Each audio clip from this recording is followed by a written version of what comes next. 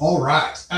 So a lot of people are talking about how peptides are new, and especially in the medical community, people are talking about how hormone therapy is now safe. And we're talking about metabolic function and mitochondria health, and all the different things. And as the wellness is coming up, we're talking about sleep and all sorts of stuff. This has been a thing in sports for 20 years. Like we've been working with peptides in the bodybuilding and the sports community for 20 years. Semaglutide is an old thing. A lot of this stuff, is we've been working on for a long time. So, all the hormone stuff, all that type of stuff that was all horrible and terrible for you, and oh my gosh, now it's like, oh, it's the best thing ever, but nobody knows how to use it because it's been, black box labeled for the medical community until like 6 months ago. Yeah, we've been using this all the time. And so, which is why, like a lot of the guys, if you look online, the people who are talking to us about peptides and hormones and stuff are all jacked. Like you can tell that they've been working out, and like this has been their life for the past decade or so, and that's where it's all coming from. So, there's a lot of information out, and I know that a lot of people are kind of new to this, but man, we've been doing this for a long time. So, as we start kind of going through things, we start stumbling through stuff, all the damage is being done from semaglutide by providers who don't understand what they're doing because they just got into it. They found out, oh, I can sell this stuff for a bunch and, make money on it and stuff. Great. Fantastic. But, look at who you're working with. If you're going to somebody to help you with body modification, look at that person and be like, how much do you live this? Like how long have you been in this thing? Is this like something that you've mastered, that you've been working with your friends, and you wake up in the middle of the night and read about, before it was popular? That would be the thing I would make sure that you guys are checking on.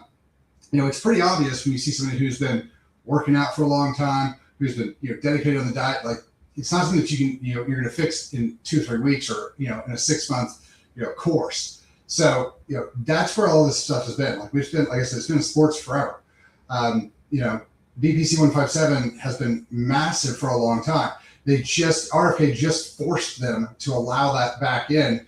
The reason they banned, so they just let 14 banned peptides back in.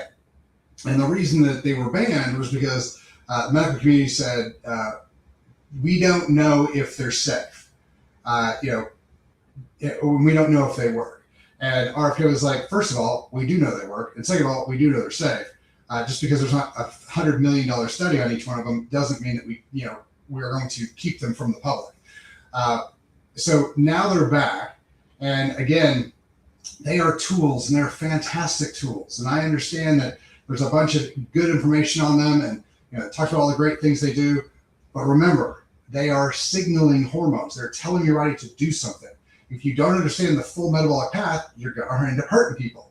The easiest example of this is what we're seeing on a daily basis. Like if you follow this stuff every day, I realize everybody's algorithms are different, but every day I'll see 30 or 40 different articles about how Ozempic has hurt people, and how these muscle loss and brain issues and eye issues, all sorts of stuff. Mostly because people who are selling it don't understand how it works and are not putting supplementation with it, not putting exercise with it, not doing hormone work with it. So it's a big, big, big deal. But these things aren't new. Like there's a whole bunch of stuff that we figured out, do this, don't do that, in the sports community that we all talk about, that isn't getting kind of out to the rest of the people. So if you guys are wondering about this new stuff and you're like, oh, it's experimental and nobody knows what's going on because it's brand new. Nope. We've been playing with it for a long time.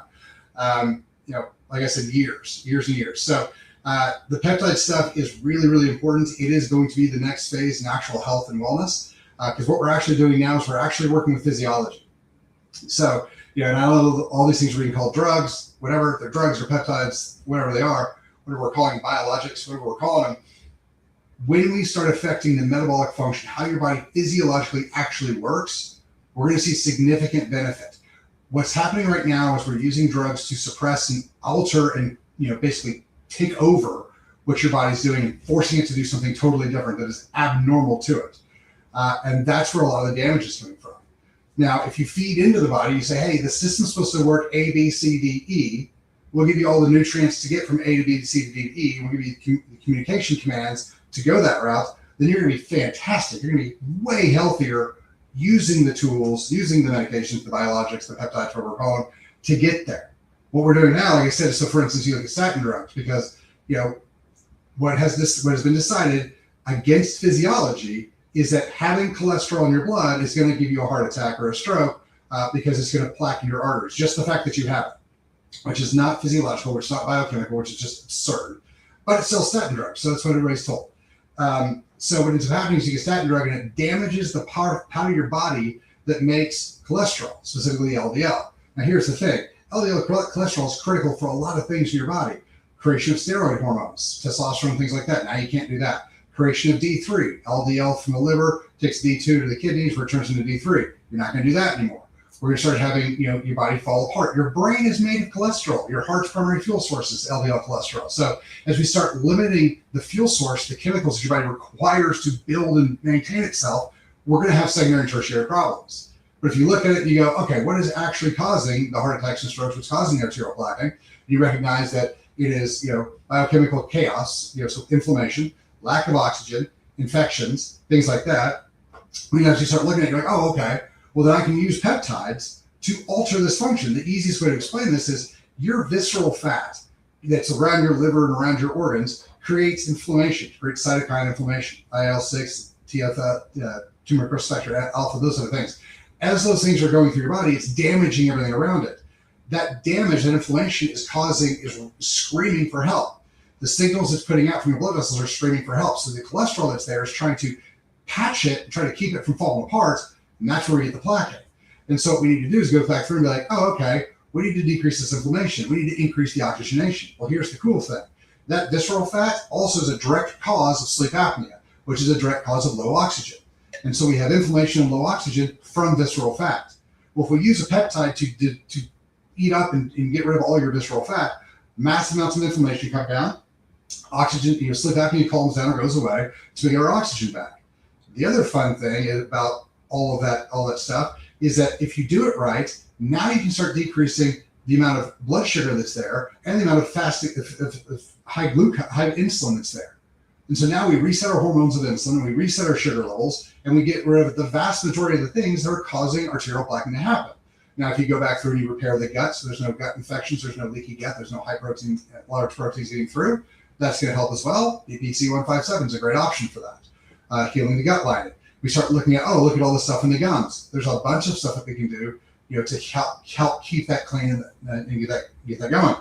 I did a podcast with an Israeli dentist who's been using herbal mouthwashes to kill the bacteria that causes the systemic inflammation that causes the plaquing in the arteries. Just Google, you guys can look up oral or dental gum issues, infections, and cardiac events or heart issues. And you'll see there's lots and lots of research that what's found in the mouth is also found in the heart and in the lungs, causing this arterial plaquing. So there's a lot of these things that we can go back through and do because we've mastered how the whole metabolic chain works. And the reason we've done this is because we've been in the sports community. We've been wanting to lose fat, gain muscle, increase oxygenation, increase performance. And the only way you can increase performance in the body is to make it more efficient and run better. It's kind of like you look at all the things that bodybuilders, for example, are doing, like the way they eat, the way they sleep, the peptides they take, the hormones they take. It's all 100% about recovery. It's all like, hey, I'm going to go push my body really, really hard in the gym and do all these things. I need it to recover and heal at the best rate possible. All right, here's all the things we do to make the body heal. Here's all the physiology that's required for your body to create muscle tissue, from I'm chewing food to digestion, absorption, utilization at tissue level, how we break down tissue so it has the most, growth hormone functionality, how we don't do it too much, how we give the body all of the nutrients it requires to really, really, balance this delicate biochemical machine. This is all coming from sports. And so when we're all worried about, we haven't been doing this for a while, we don't know what's going on. Most guys haven't, but if you look at if you look into the sports world, we've been doing this a long time. We know how to do it safely. So that's kind of where all this is coming from. So if your doc is in the sports world, there's a good chance they're going to know a little bit more personally and, anecdotally, the people that we've been talking to, people we've been following, things we've been reading for the past, like I said, decade. This isn't a new thing, so I wouldn't work with somebody who it's new to them. Basic sense. So, all right, you guys have a good time. If you have any questions, drop them in the comments or talk to you guys on the phone like always. Have a great day.